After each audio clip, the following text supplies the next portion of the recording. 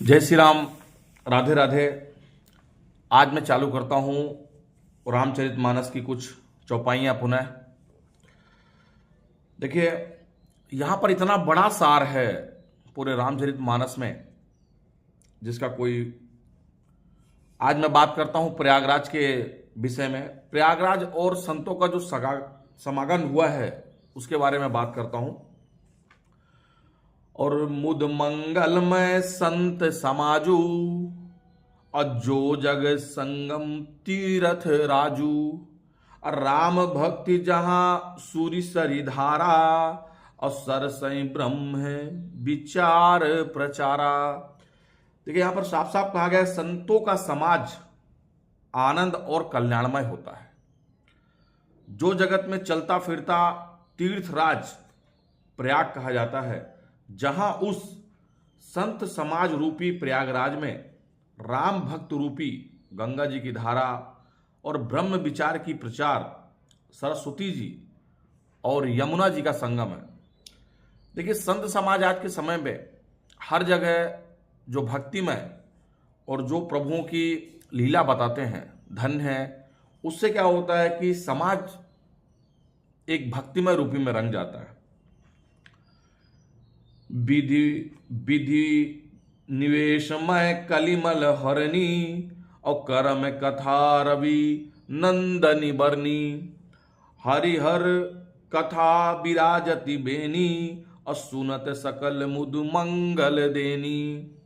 विधि और निवेश, यह करो या ना करो रूपी कर्मों की कथा कलयुग में पापों को हरने वाली सूर्य तनय यमुना जी हैं। और भगवान विष्णु और शंकर जी की कथाएं त्रिवेणी रूप से सुशोभित हैं, जो सुनते ही सब आनंद और कल्याणों को देने वाली हैं। यहाँ पर कहा गया है कि जो प्रयागराज में संत समाज जो भी कथा कहें, वह आपको आनंद और कल्याणमय देने वाली बात होती है।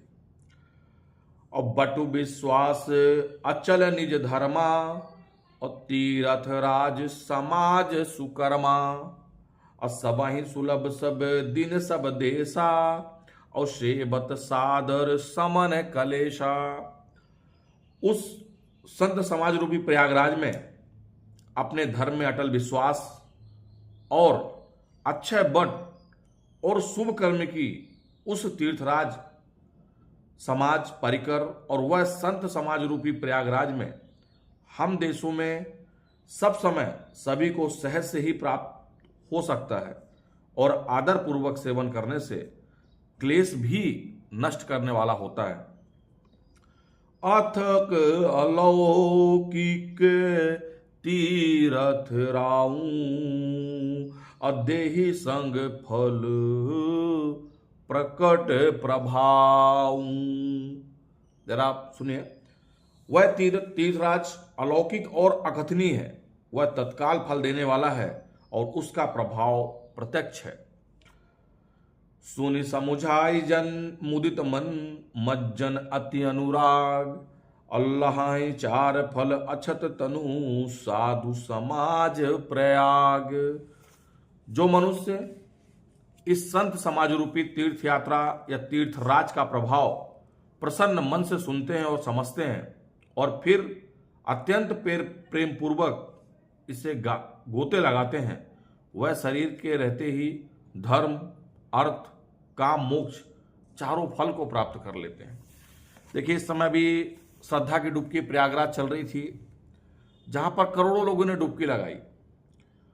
परंतु यहां पर रामचरितमानस में साफ साफ लिखा हुआ है कि जो मनुष्य इस संत समाज रूपी तीर्थराज का प्रभाव प्रसन्न मन से सुनते हैं और समझते हैं, और फिर अत्यंत प्रेम पूर्वक इसमें गोते लगाते हैं या डुबकी लगाते हैं, वह इस शरीर के रहते रहते धर्म, अर्थ, काम, मोक्ष चारों फलों को प्राप्त कर लेते हैं।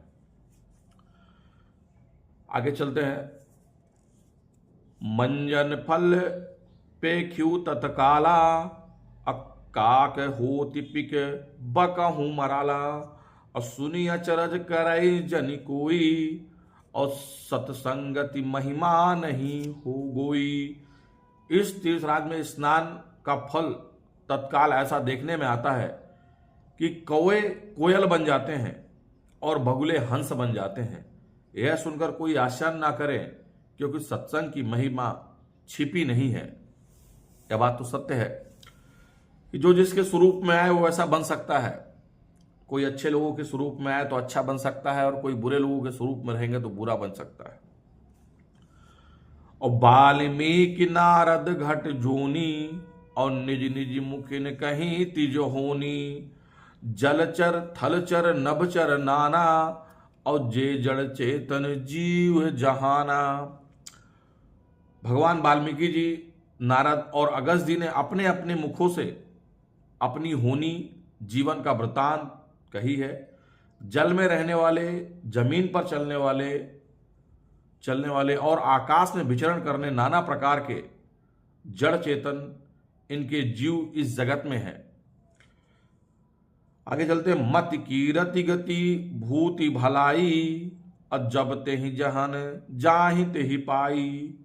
असो जानब सतसंग प्रभाऊ, और लो कहूं वेद न आन पाऊं।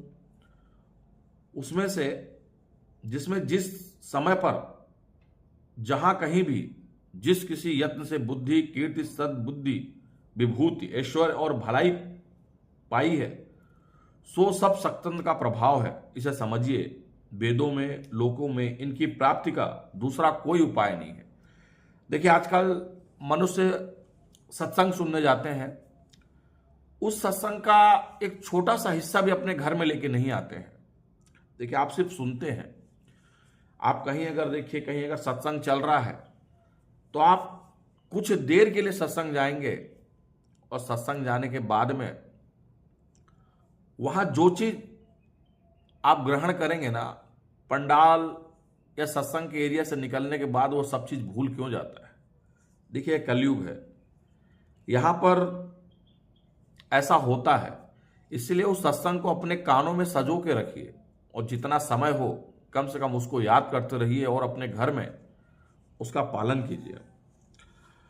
अब बिनु सत्संग विवेक न होई, और राम कृपा बिनु सुलभ न सोई।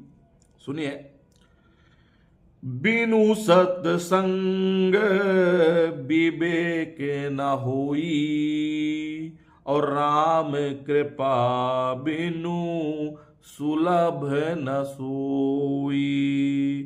सत्संगत मुद मंगल मूला, असोई फल सिद्धि सब साधन फूला। देखिए, सत्संग के बिना कभी विवेक नहीं होता है, और श्री रामचंद्र जी की कृपा के बिना वह सत्संग सहज नहीं मिलता है। सत्संग आनंद और कल्याणमय की जड़ है।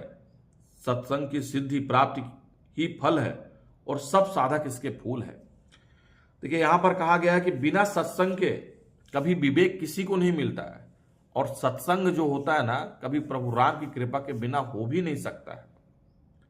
इसीलिए जो सत्संग करते हैं वह सब फल है, प्राप्ति उसका फल है, और जो उसकी साधना करते हैं वो फूल है। देखिए, रामचरितमानस में बालकांड में यहां पर ये हर एक चीजों का विवरण किया गया है। आगे चलते हैं। सठ सुधर सत्संगत पाई, अपारस परस कुधात सुहाई। अब विधि बस सुजन कुसंगत परही, अफानी मन सज निज अनुसरही गुण अनुसरही। देखिए, दुष्ट भी सत्संगत पाकर सुधर जाते हैं। देखिए, बहुत ही गहरी वक्त है कि दुष्ट लोग भी या बिगड़े लोग भी सत्संगत पाकर सुधर जाते हैं।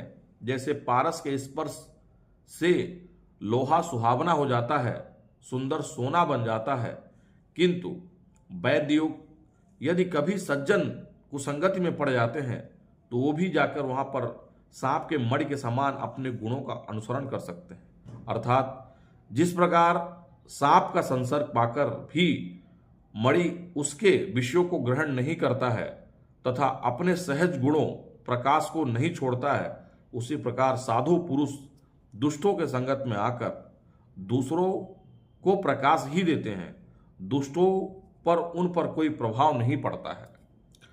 देखिए यहाँ पर कहा गया है कि संगति पाकर आप अच्छे हो सकते हैं और गलत संगत पाके आप गलत हो सकते हैं। इसलिए संगत का जो प्रभाव होता है वो बहुत ही अच्छा होता है। यदि आप सही लोगों की संगत में हैं तो आप अक्सर आगे ही जाएंगे, और यदि आप बुरे लोगों की संगत में हैं तो आप बुरा ही काम करेंगे।